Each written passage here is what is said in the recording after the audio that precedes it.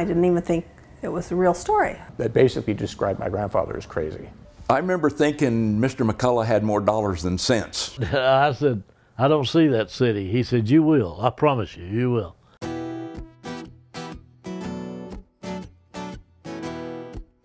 I said, you mean the London Bridge and the song? And they said, yeah, the London Bridge and the song. And I thought, well, that just sounds so bizarre. I was like, okay. And then I went back to class, and then I got home, and I said, why did I get pulled out of class, and what are they talking about? And my mother said, no, we called him RP. She's like, RP bought the London Bridge. He is going to take it apart and move it out to Lake Havasu, and that's what he's doing.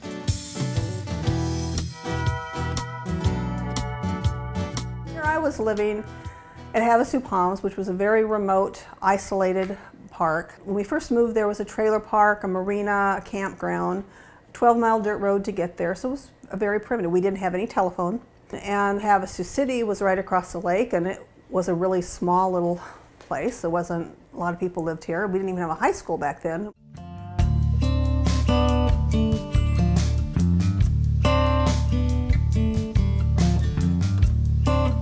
My grandfather got together with C.V. Wood, who was the master planner of Disneyland, and they came up with a plan for Lake Havasu. They started advertising in the Midwest in the dead of winter and offered free flights to come out here and check out land. So they'd fly them in, and they loaded everybody up. They'd get them on the plane, they'd fly them in, pick them at the airport, treat them like kings. They built a beautiful hotel where they'd bring them in, serve them brunch, and then take them on tours and show them the houses. And at the time, I want to say that those houses ranged between about $30,000 and $35,000 each, so it was a good deal. Of course, they wined us and dined us, and we bought a piece of property. And I thought, well, it was an investment in the future, not thinking that we would move here. And then they flew you home. I can remember people walking up and down the aisle saying, who the hell wants to buy a pile of rocks? And I thought, that person didn't see beyond. I saw a great deal of opportunity here for young people to come and to start and to build something.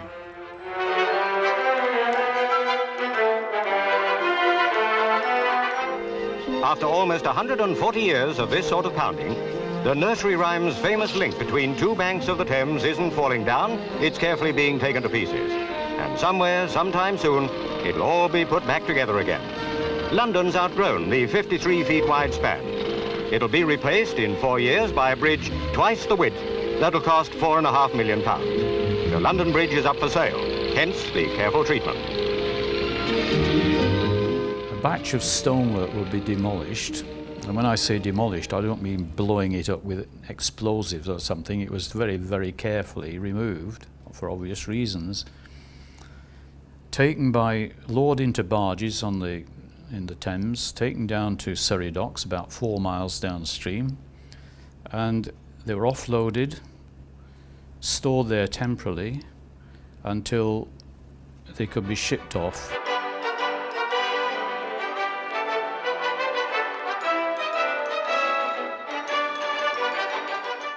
There's been a bridge here since Roman times, and of course there'll be another. Meanwhile, this one is earning dollars by being rebuilt in an American desert, where they're digging a special river to go under it. Oh well, the customer's always right. I thought it was kind of dumb. Well, afterwards I didn't think so. But at the time, when I found out about it, I thought that the guy had lost his mind.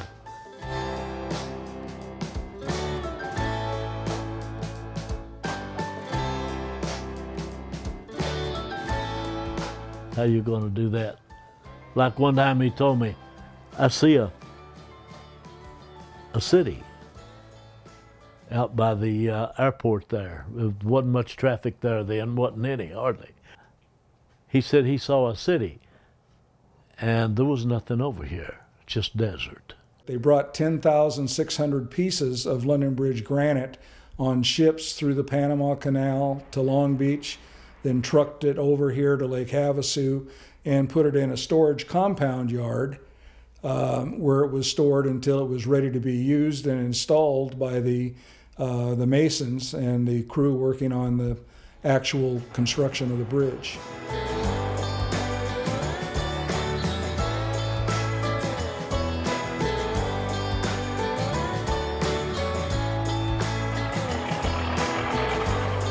It was my job to put those stones that you see on the bridge today into their proper positions.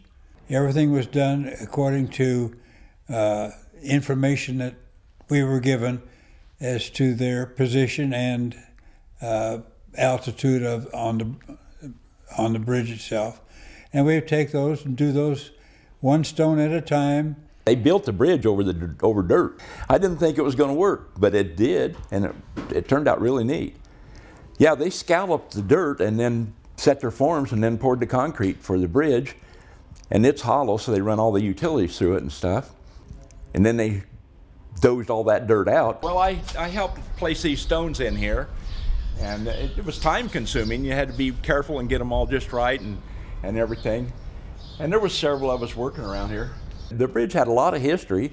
You could see bullet marks on it from World War II, and just a really interesting thing to do. I'm glad I was part of it.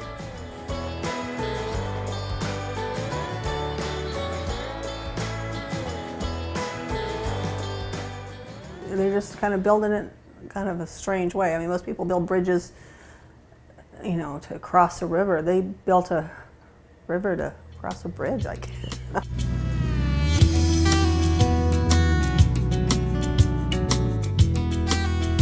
There were lots of articles that came out that basically described my grandfather as crazy.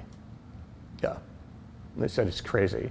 And then once it got erected and it was open and the city flourished, then they changed it to crazy like a fox. So the city probably wouldn't be the size that it is if it wasn't because of that. So it's had a huge impact. And it brings a lot of tourism, which is great. So then it gives the incentive for the business owners, the people to build the hotels, the resorts, all the businesses down by the bridge. Because they know that it brings a number of people. I think 1 million something, and just they don't live here. They're not coming here to take out boats or whatever else. They're just coming here to see the bridge. That's the jewel of this town.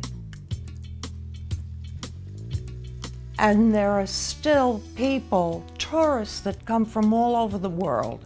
And if you walk the bridge, you can hear all the different languages, the Chinese, the Japanese, Germans, and British,